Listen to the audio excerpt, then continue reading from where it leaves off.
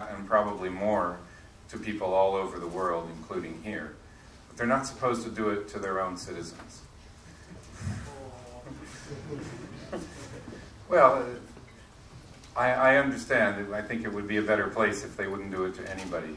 But the problem is you get into feedback loops when your own government runs communication in your own country and feeds that information back to high levels of government. Then they start using that against their political opponents, and it becomes rapidly possible to build a dictatorship. So my theory is that they were doing similar taps throughout the world, but whenever there was a US phone number involved, they would have to throw that information away, unless they specifically knew that the person at that US phone number was not a citizen. And what they probably did was, first they just turned off those filters and said, oh, well, if we monitor a telephone call in Germany and it's going through a US number, we'll just keep that information. Second, they also appear to be wiretapping at telephone switches and other internet switches inside the United States that connect to international fibers.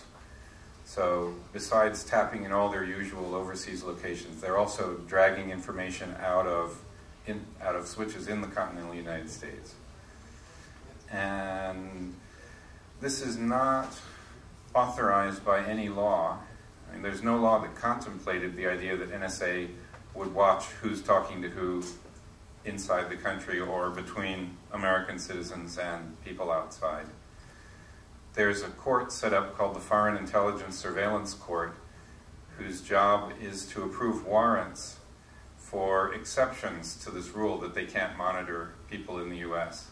And so if there's someone who they have evidence to believe this is a spy, this is a terrorist, an agent of a foreign power, they can bring that evidence to the secret court and apply for a warrant to wiretap that person even though they're in the US. And that court has handled something between 100 and 1,500 warrants every year. It's been going up, particularly in the last few years. But they have no procedure whatsoever to authorize a warrant to tap everybody and then sort of filter out that information. Now, part of the reason I suspect this is because the people in the government who are talking about this are drawing a very fine distinction between detecting phone calls and monitoring phone calls. They're saying that we're detecting the calls of terrorists. And so, for example, if they record this information for a year and stuff it all into a database, then when they catch someone somewhere in the world who they believe is a terrorist, they'll get that guy's phone number. And then they'll go back to the database and say, who are all the people who called him? Who are all the people who he called? And they'll start following those people or trying to get surveillance warrants from this Foreign Intelligence Surveillance Court against those people. Sorry, the time's over. Do you want to make a last sentence or something? Last point? So it's an interesting issue that and there is possibility for real change in this because large parts of America are upset about this, and I encourage you all to follow it and express your own opinions.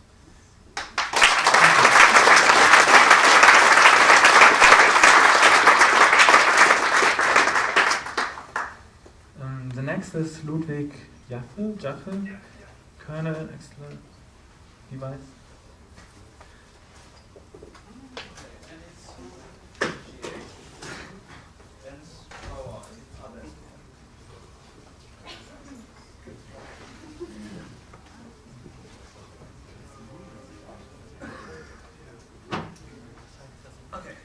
I want to talk about the sideways.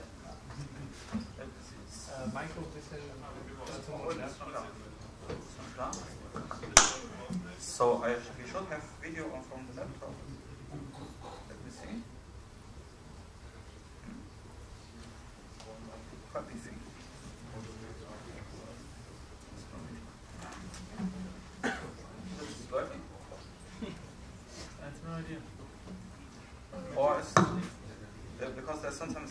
What's the problem? There was something moving.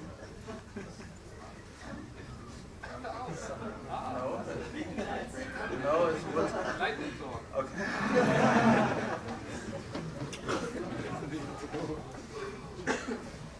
Nothing's working. Okay, this is working. Good.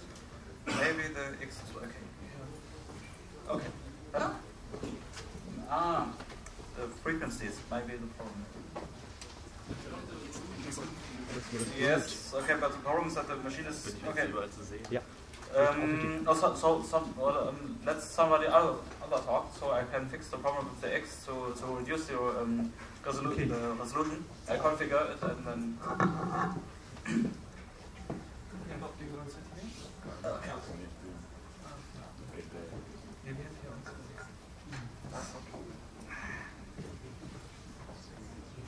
Okay. So Uriel with 9p distributed file system.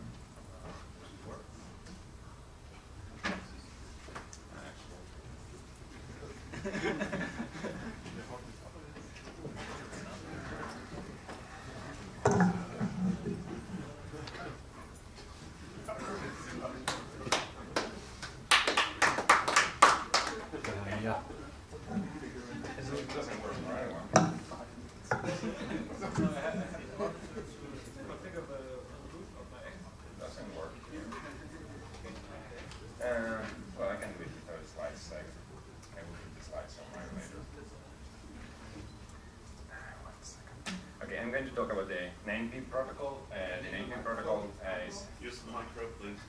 Sorry.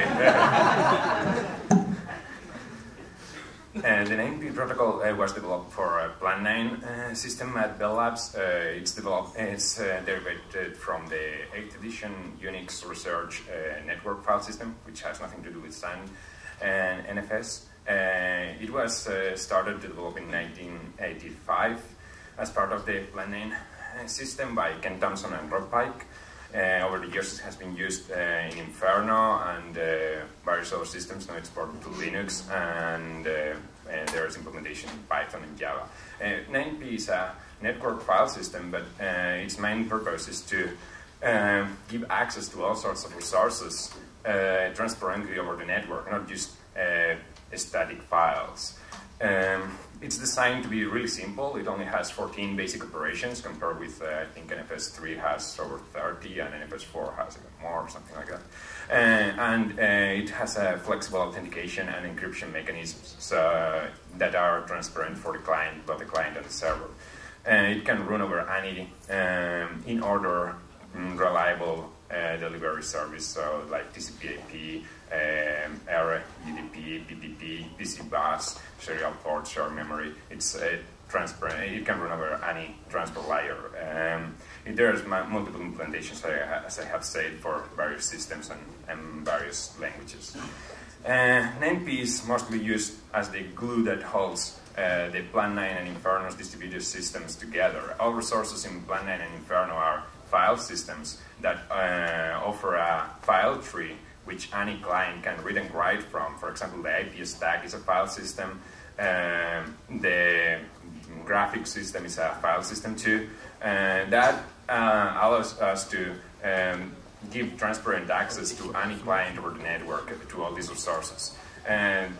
For example, Plan 9 only has 36 calls. It has no IO control. There is no root.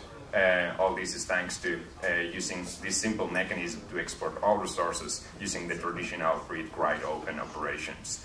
One example is SlashNet is the IP stack, which is also a file system, and there is no need for NAT. You just import the SlashNet file system from the gateway, and your application will read and write from files there and be able to open connections transparently.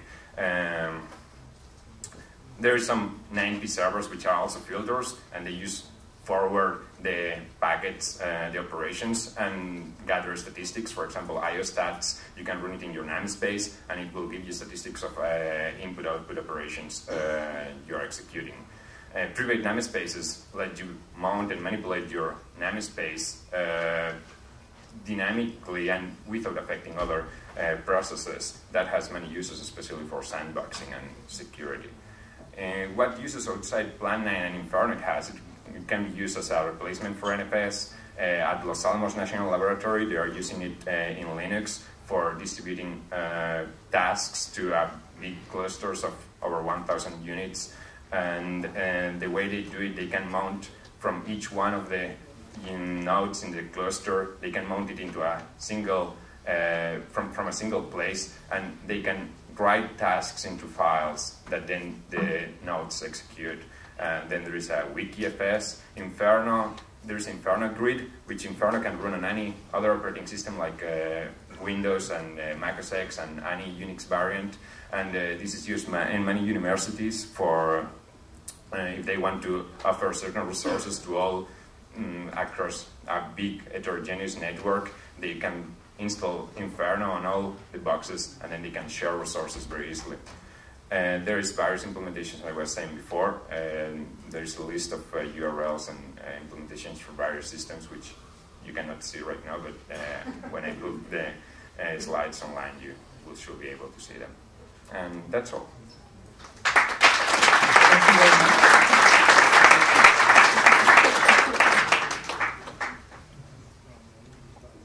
Ja, Nico, please.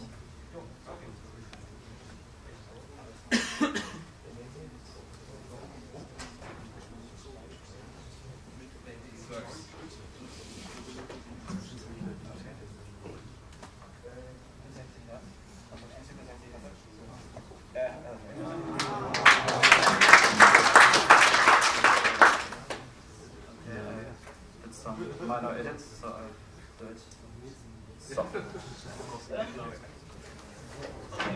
So we have power, and so we can talk about the KD. The KD, for those who do not know, in short, is a FPGA-based card that is to be plugged into the PC. It's connected to the PCI bus. It contains some FPGAs. We plan to have 6. Maybe we get 8. It depends on some electrical problems we may get with the local bus. Because of loading and things like that and reflecting waves, so maybe there are some technical problems that we may face, that we may get. So I did a lecture about that at the What the Heck and last year. So I will only talk about some differences we thought about. The old version has had the concept that we have the local wishbone bus. So as you might know, on openCores.org, the cores are made so that they can communicate via a wishbone bus. It's quite big bus that has address lines, data lines, but it can also have burst transfers. But the problem is that this bus may be slow because the electrical interface is not that good, because we have much load. If you can compare it with PCI, it's not that fast because you have many loads that are attached to that bus. So we have an additional idea, that is the so-called transputer link. So we thought about the old transputer cards, and they are interconnected with each other. So we introduced some links. So if you make some cores that use that, they can communicate with each other, and they get some small routing mechanisms. So if the CPU that loads the cores with the configuration engine, I will show it the next picture, then a routing table can be set up so that, for example, if that FPGA wants to talk with that, it will be routed here or here, depending on the load of the bus. But this does not work dynamically because it needs too much real estate on the silicon. So we have the PC control the registers that says where the packets are routed. This is the one, and the next is the configuration thing. Huh? Did this open? Yes. Okay. So this is the reconfiguration thing. As the FPGAs are not flash-based, they are SRAM-based, so they can be dynamically reconfigured. So you have other cores. The magic from the kernel accelerator device is to have a kernel driver that talks to a core, and the IP core does the hard work.